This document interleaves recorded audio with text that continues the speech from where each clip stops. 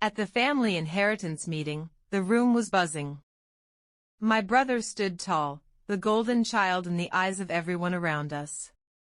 Parents beaming, cousins whispering congratulations, and distant relatives nodding with admiration. It was the scene I had anticipated for years, except no one knew what I already knew. Years ago, my grandmother had left a secret living trust. Not just any trust, but one that ensured the legal ownership of our family's 8 rental properties would eventually come to me.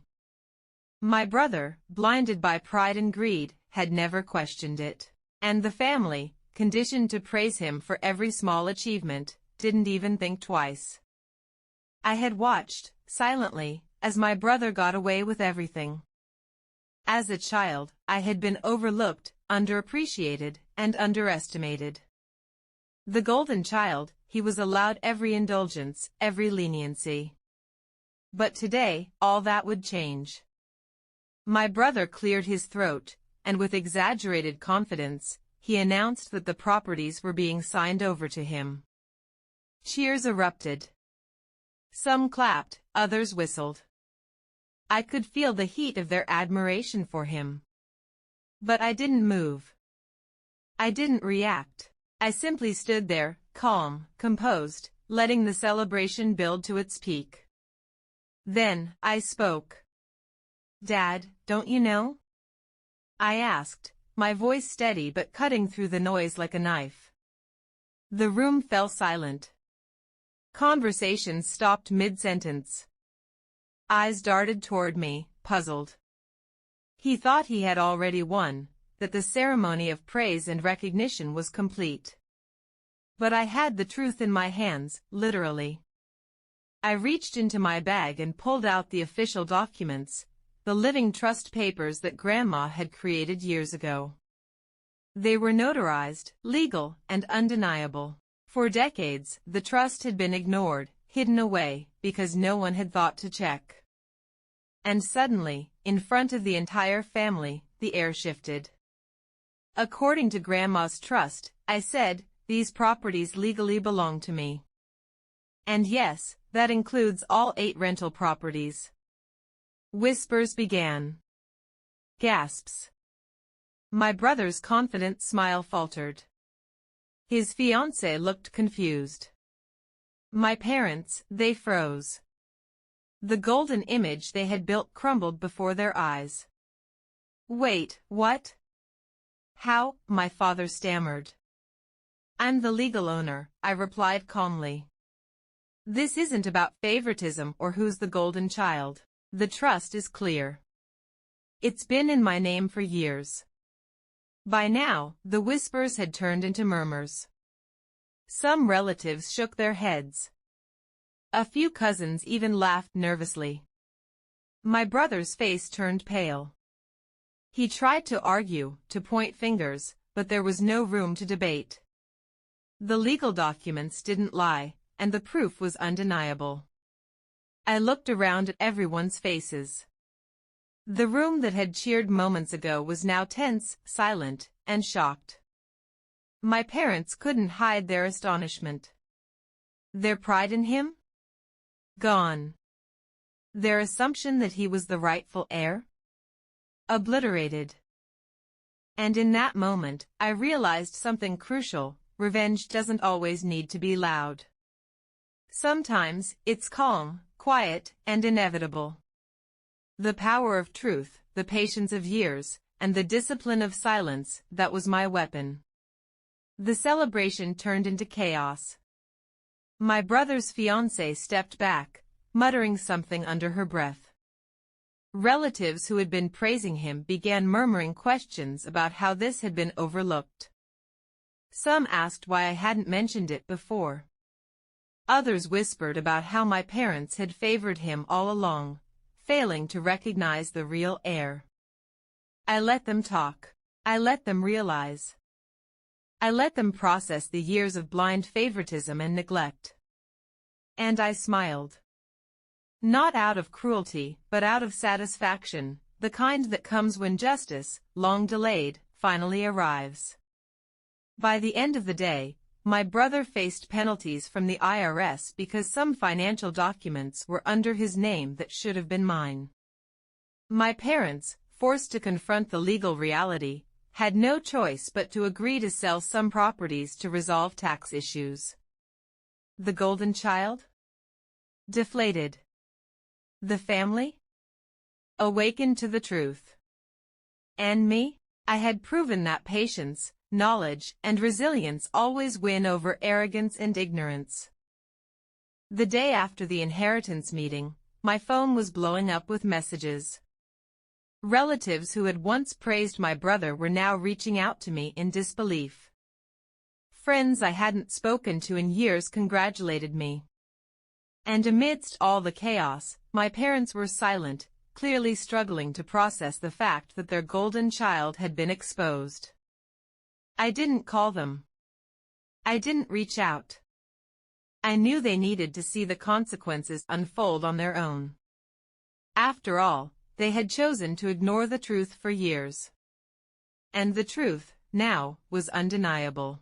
Over the next week, the full magnitude of the situation became clear. My brother tried to salvage his reputation. He sent emails, texts, even had meetings with our relatives to explain the misunderstanding. But nothing worked. The documents were clear. The trust was legitimate. Every attempt he made to twist reality only dug him deeper into embarrassment. Even the family accountant had to step in. He quietly told my parents that the IRS had flagged discrepancies in my brother's filings. Properties he thought were his had actually been in my legal ownership. The financial fallout was immediate. He would owe penalties, and some of the rent income he had claimed illegally needed to be reconciled. My parents' faces turned pale as the accountant laid out the numbers. Meanwhile, I stayed calm. I had anticipated this moment for years, and the patience had paid off. I wasn't gloating, I was simply ensuring that justice prevailed. The room that had cheered for my brother had now become a stage for accountability. Then came the confrontation I had been preparing for silently, a family dinner. My parents asked me to join, clearly hoping to smooth over the tension. I agreed, but only under one condition: honesty. The dinner began awkwardly. My brother sat stiffly, avoiding eye contact. Our cousins whispered among themselves. And my parents, while trying to maintain composure, couldn't hide the discomfort. It was a silent battlefield. Finally, I broke the tension. I know this has been difficult for all of you, I began calmly, but it's important to recognize the truth. The properties were always legally mine. Grandma insured it, and the trust clearly stated my ownership. This isn't about favoritism. It's about following the law and respecting what was legally designated. My father tried to interrupt. But we didn't realize. He stammered. I held up my hand. It's too late for excuses. The documents are clear. And while I understand emotions are high, facts don't change. The consequences are now real. My brother's fiancée finally spoke up, her voice shaky. I didn't know. No one knew, I replied gently. And that's exactly why the system exists, to protect what is right, even when people overlook it. The conversation escalated as my parents tried to negotiate, trying to find a way to reclaim control. But every argument they made, every plea, was met with evidence: the notarized trust, the bank records, the rent agreements, all proof that the ownership had always been mine. By the end of that night, it was clear. My brother's arrogance had led him to believe he could claim what was never his. My parents had underestimated me. And the family as a whole had to confront their assumptions and biases. The aftermath was both messy and satisfying. My brother had to restructure his finances, facing IRS penalties and the embarrassment of being exposed in front of relatives and close friends. His fiancée distanced herself, unable to deal with the fallout. And my parents, well, they had to come to terms with the fact that they had raised a golden child who wasn't invincible, and a daughter they had overlooked who was stronger than they realized.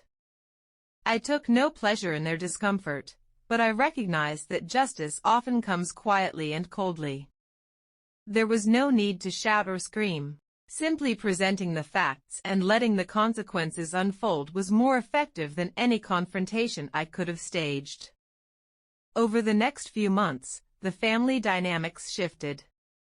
Relatives who had once admired my brother began seeking my counsel on family matters, asking for advice on investments, trusts, and property management. My parents started acknowledging me more openly, realizing that their past favoritism had been misplaced. And while I maintained my independence, I also allowed for moments of connection, but only when honesty and respect were on the table. Through it all, one lesson became crystal clear: patience and knowledge are far more powerful than arrogance and greed. My brother's lies, built on assumptions and pride, had crumbled under the weight of the truth. My parents' blind faith in him had been shaken. And I, the overlooked daughter, had emerged not just legally victorious, but morally and emotionally stronger. The experience also taught me about the subtle ways families operate. Biases, favoritism, and assumptions often cloud judgment. People may celebrate the wrong person, overlook talent, or ignore quiet dedication. But legal structures like trusts, combined with patience and diligence, ensure that justice can prevail, even if delayed. It was also a personal journey. Walking into that meeting, documents in hand, required calm, courage, and self-assurance.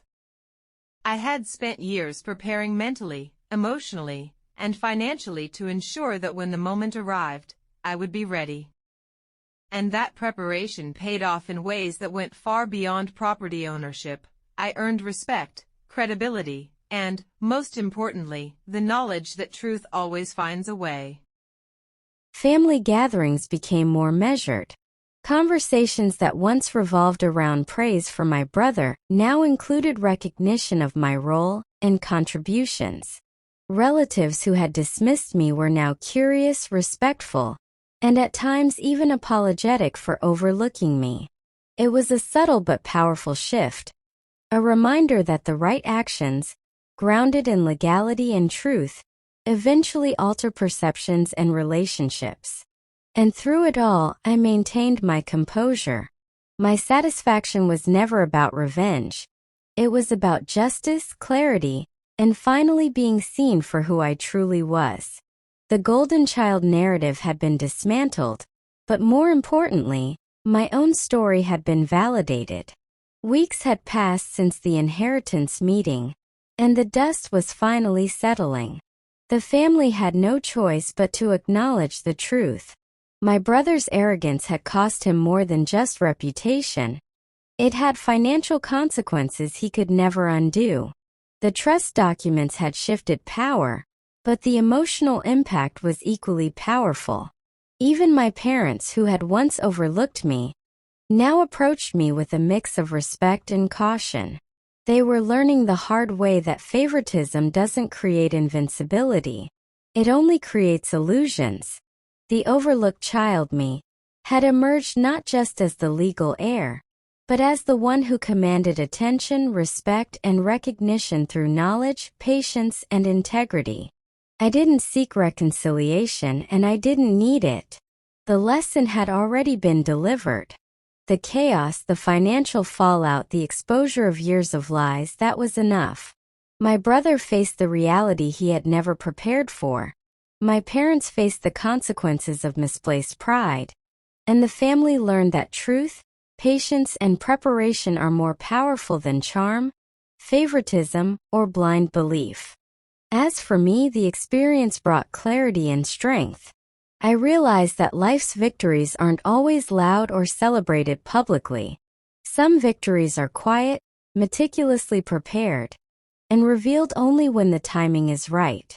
And when they are revealed, the impact is far greater than any shouting match could ever achieve. This story is a testament to the idea that being overlooked doesn't mean being powerless. It means that your moment is coming, your time to shine, to claim what is rightfully yours, and to show the world the value of patience, perseverance, and truth. To anyone watching this story, remember, life often gives power to those who seem invisible. Use knowledge, preparation, and patience as your tools. One day your truth will be undeniable, and those who underestimated you will have no choice but to acknowledge it.